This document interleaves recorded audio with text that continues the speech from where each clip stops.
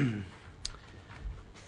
you want copies? Good morning, and yeah, we'll hand them out, and then I'll push the button on your 10 minutes. How's that sound? I hope you can read my handwriting.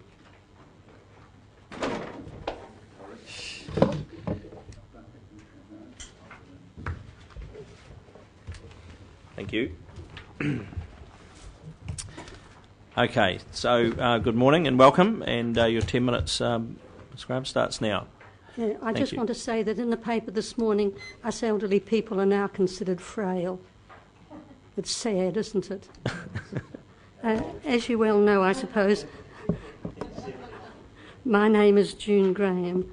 I included quite a list of concerns in my submission and have decided to express my views on these issues: land management, air, transport, coastal issues and community involvement.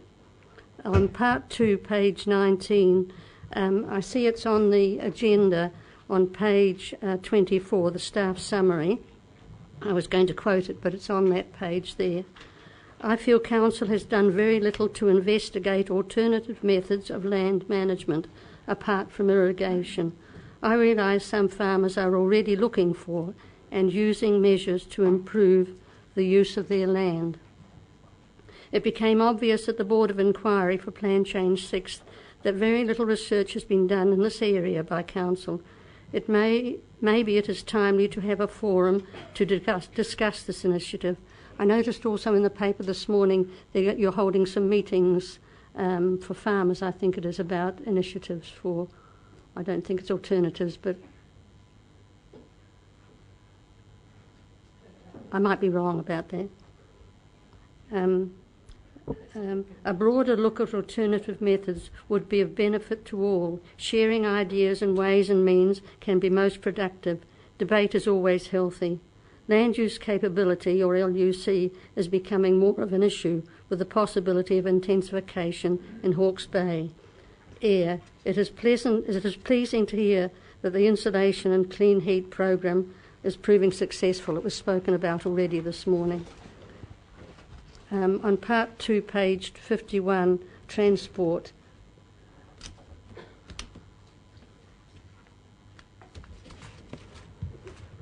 I'm always awkward when I try and get these things done.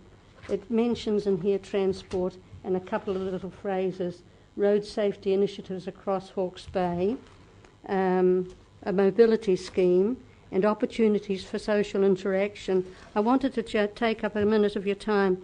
There are great improvements in bus services. I know you're not all responsible for the whole lot.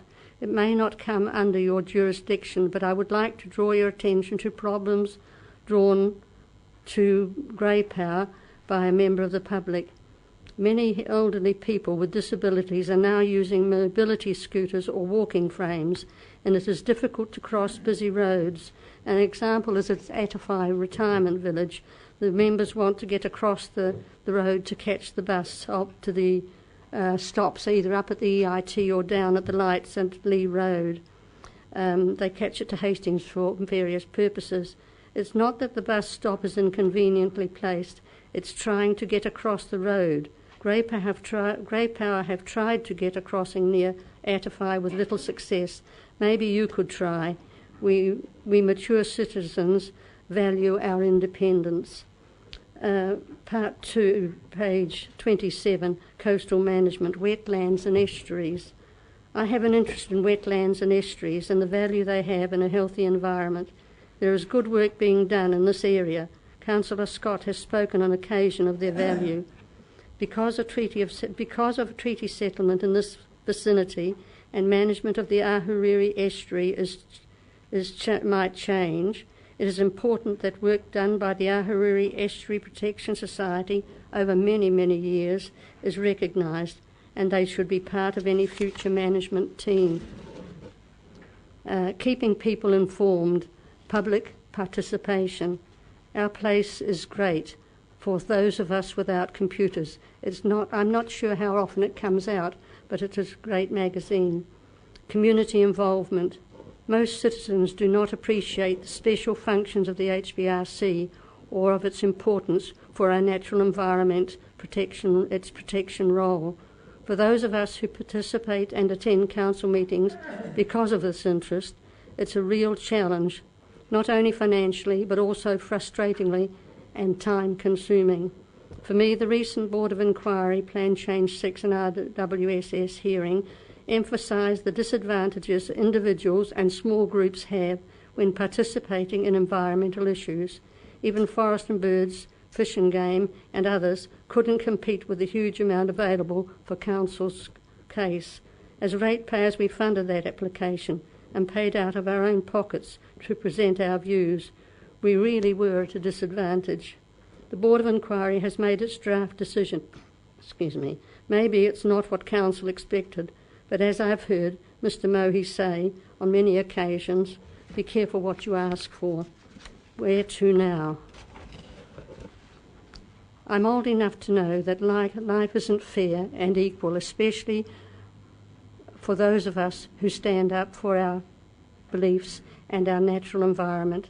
These participants make their contribution in our system because they believe the balance between environment and an economy, or maybe greed, not need, has become blurred, and it's tilting towards economy to the detriment of our precious natural environment. Finally, without a healthy environment, we won't have healthy people. Without healthy people, we won't have a healthy economy. Thank you. Thank you, Mrs Graham. Very well said at the end. You happy for some questions? Yeah, nobody ever has any questions to ask me. No, we'll get a few today. Mr Mohi wants to go first. I have a question. Do you realise that the quote was wrong?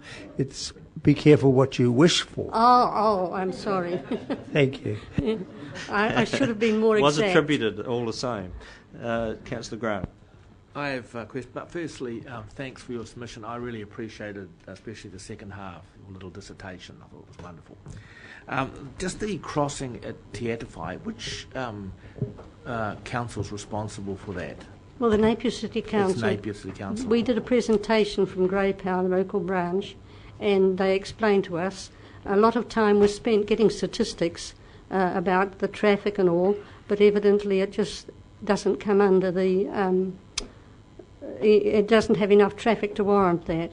But there are many ways and areas in Napier and Hastings where you can put these halfway crossways. A lot of older people have poor vision and poor hearing too, and the stops, it's not where the stops are, because there's one at the lights and one at the EIT, it's getting across that road. Thank you. Councillor Scott. Thank you, Ms Graham, for your very comprehensive submission. And now, what was it you were called before? Gullible? I don't think you're either gullible nor frail.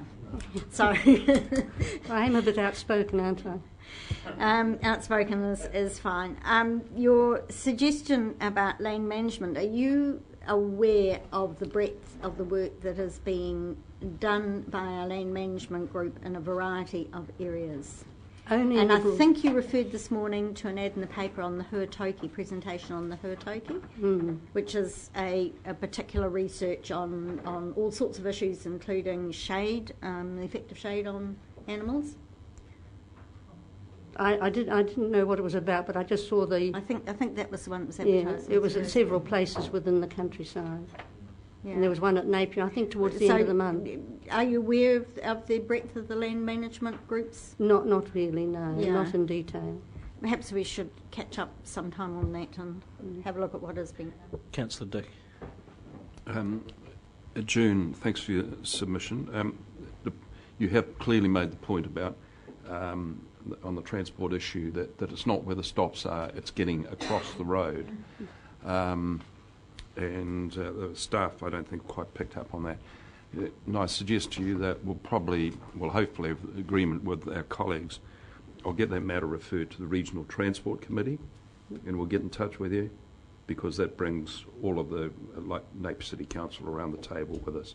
The issue is actually that the design of crossings has to be done very, very carefully, because otherwise they can pose more dangers than they prevent. That was the reason. The reason I brought it up here was because I was hoping you'd have a bit of push. But at where the new cycleway is and the walking track is out at Bayview, just before you get into Bayview, it's a main roads issue that particular place. They have a little island. That's right. And it seems to me that there's no reason why that couldn't be put in. Yeah. But I know it's not as easy as I say. No, okay. But we'll have a look at that. Thank you. Okay, one last question. Councillor Beale. Thank you, and thank you for your submission, June. And I'm pleased you raised the matter of public participation, because the annual plan hearings were very poorly attended, and I think the numbers are somewhere in the information we have in front of us. Do you have any suggestions how we might be able to attract more people to participate? It's very difficult because the young ones are too busy in all their other events and whatnot, and they don't see the importance of this regional council in our environment. And my age group are fairly frustrated and single-minded, have tunnel vision about councils. They just say leave it to those that are willing, and it's a shame because democracy is being left by the wayside, because we must participate to keep democracy alive and well. I don't know whether that answers your question. I really don't have an answer because people would rather sit at their computers and play Patience, I think. I hope that's not happening over there, Councillor Bevan. Okay, thank you, Mrs. Graham. Please join us for a cup of tea. We'll adjourn the hearing until 25:02, where we will have TB free.